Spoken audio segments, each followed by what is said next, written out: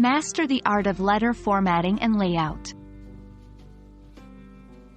Hello, language learners.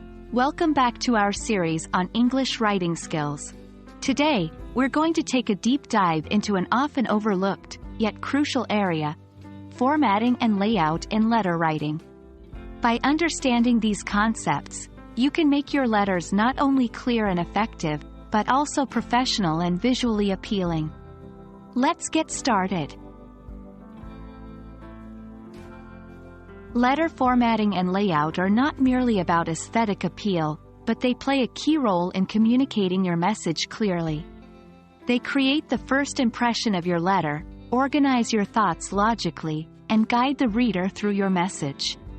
Hence, it's crucial to learn and master these elements for effective letter writing. There are several key elements to remember when formatting your letter. 1. Sender's address. At the top left corner, include your address. Omit this if your letterhead includes it. 2. Date. Below the sender's address, state the date. It gives a reference point to the recipient. 3. Recipient's address. This goes on the left side, beneath your address and the date. 4. Salutation or greeting. A polite greeting to the reader. 5. Body. This is the main part of your letter, divided into paragraphs. 6. Complimentary close. A polite sign-off, like, sincerely, or, best regards. 7. Signature. Your handwritten or typed signature. 8. Enclosures. If you are enclosing additional documents, mention them here. 9. Typist's initials, only included in formal or business letters. While there are different types of letters and various acceptable styles, there are some general rules you should always follow. Use a standard font like Times New Roman or Arial, size 10 or 12. Align the text to the left margin of the page. Use 1-inch margins on all sides of your page.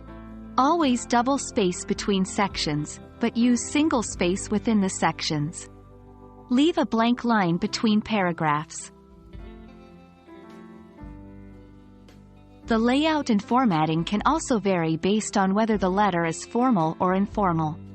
Formal letters often have a more rigid structure, use formal language, and are used for official or professional communication. Informal letters have a flexible structure, use casual language, and are usually written to friends or family members.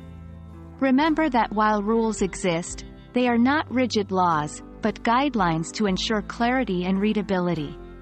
There's room for personal style and variation based on cultural norms and individual preferences. And that's a wrap on formatting and layout in letter writing. By following these techniques, you'll be well on your way to writing effective, polished, and professional letters. Remember, practice makes perfect, so don't hesitate to get your hands on letter writing exercises to refine these skills.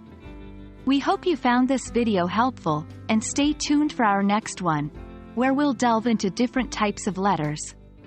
Happy writing!